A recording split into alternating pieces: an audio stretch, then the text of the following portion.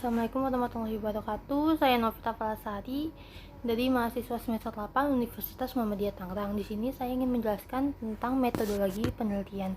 Di sini sistematika usulan penelitian skripsi kualitatif, yaitu ada A, latar belakang masalah. Latar belakang masalah itu berisikan identifikasi masalah, rumusan masalah dan batasan masalah serta tujuan dan manfaat penelitian. Lalu B, tinjauan pustaka. Tinjauan pustaka ini yang berisikan penjelasan-penjelasan yang akan diteliti. Tinjauan pustaka menjadi fokus penelitian karena memberikan batasan logis pada penelitian.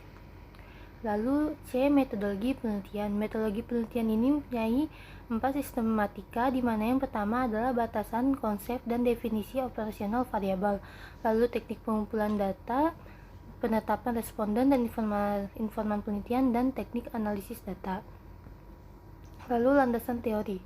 Landasan teori adalah kajian pustaka yang menimbulkan gagasan yang mendasari penelitian yang akan dilakukan. Lalu uraian tinjauan pustaka adalah landasan untuk menyusun kerangka konsep yang akan digunakan dalam penelitian. Landasan teori. Manfaat landasan teori ini adalah memperdalam pengetahuan tentang bidang yang diteliti, mengetahui hasil penelitian yang berhubungan, serta memperjelas masalah penelitian. Format dasar penelitian adalah teks, nama pengarang teks. Lalu landasan teori ada A, grand teori, dan B, penelitian sebelumnya. Kerangka konsep. Kerangka konsep adalah paradigma penelitian, merupakan pola pikir yang menunjukkan hubungan antar variabel yang akan diteliti. Lalu paradigma sederhana yang menunjukkan pengaruh dan hubungan antara variabel X dan variabel Y. Contoh, X harus berpengaruh pada variabel Y dan X dan Y berpengaruh pada variabel X. Lalu perumusan hipotesis. Hipotesis diartikan sebagai pernyataan statistik tentang parameter populasi. Dalam penelitian, hipotesis diartikan sebagai jawaban sementara terhadap rumusan masalah penelitian. Jenis hipotesis ada tanpa arah dan berarah. Contoh tanpa arah adalah kualitas audit mempengaruhi kualitas laporan keuangan. Contoh berarah adalah kualitas audit berpengaruh positif pada kualitas laporan keuangan. Di sini adalah contoh gambar hipotesis statistik. Lalu, di dalam statistik dan penelitian terdapat dua macam hipotesis, yaitu hipotesis nol adalah yang diartikan sebagai tidak adanya perbedaan antara parameter dengan statistik, atau tidak adanya perbedaan antara ukuran populasi dan ukuran sampel. Sedangkan hipotesis alternatif adalah lawannya hipotesis nol, yang berbunyi adanya perbedaan antara data populasi dengan data sampel.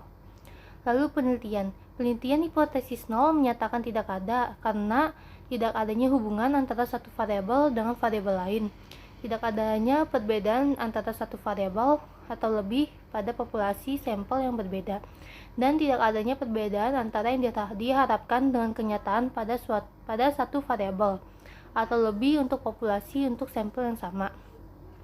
Hipotesis alternatif menyatakan adanya perbedaan atau hubungan. Hipotesis deskriptif. Hipotesis deskriptif adalah dugaan tentang nilai suatu variabel mandiri tidak membuat perbandingan atau hubungan. Contoh penumusannya adalah seberapa tinggi daya tahan lampu merek X, seberapa tinggi produktivitas pada di Kabupaten Klaten.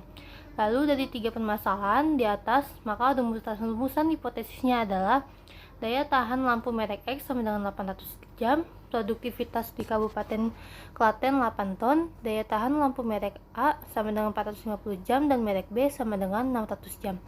Gaya kepemimpinan di lembaga X telah mencapai 70%. Lalu statistik yang digunakan untuk menguji hipotesis deskriptif. Jenis tingkat data nominal adalah tingkat statistik yang digunakan untuk pengujiannya adalah tes binominal dan chi kuadrat satu sampel. Jika jenis ordinal, teknik statistiknya adalah run test, dan jika jenis menurut interval atau rasio, jenis teknik statistiknya yang digunakan adalah t-test satu sampel. Lalu hipotesis komparatif. Hipotesis komparatif yaitu pernyataan yang menunjukkan dugaan nilai dalam satu variabel atau lebih pada sampel yang berbeda. Di sini statistik yang digunakan untuk menguji hipotesis komparatif. Macam-macam datanya adalah interval rasio, nominal, ordinal. Di sini kalau jika dua sampel macam data interval rasio, ada t-test 2 sampel, MC-Neymar, SIGINTEST, Wilcoxon, Wedgwood Pairs. Jika independen, ada t-test 2 sampel, Fisher-Exas C-Quadrat 2 sampel, median test, Mann, Witten, Utens, Kolmogorov, Smirnov, Wolfowitz. Jika komparatif sampel, korelasinya ada one way ANOVA, two way ANOVA, C-Quadrat for K sampel, Suchanski, Friedman, two way ANOVA. Jika independent, one way ANOVA, two way ANOVA, C-Quadrat for K sampel, median extension, Kruskal was one way ANOVA. Hipotesis hubungan asosiatif.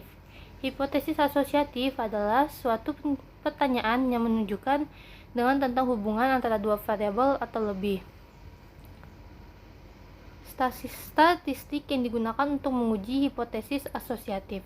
Jika macam tingkat datanya nominal, teknik korelasi yang digunakan adalah koefisien kontingensi. Jika macam tingkat datanya ordinal, yang digunakan Spearman-Rank, Kendall-Tau, atau jika macam tingkat datanya interval dan rasio, teknik korelasi yang digunakan adalah percent product moment, korelasi ganda, dan korelasi parsial. Hipotesis kausal adalah suatu pertanyaan yang menunjukkan dugaan tentang pengaruh dua variabel atau lebih. Contohnya adalah apakah gaya kepemimpinan mempengaruhi efektivitas kerja. Rumus dan hipotesis nolnya adalah gaya kepemimpinan berpengaruh positif pada efektivitas kerja. Sekian dari saya. Terima kasih. Assalamualaikum warahmatullahi wabarakatuh.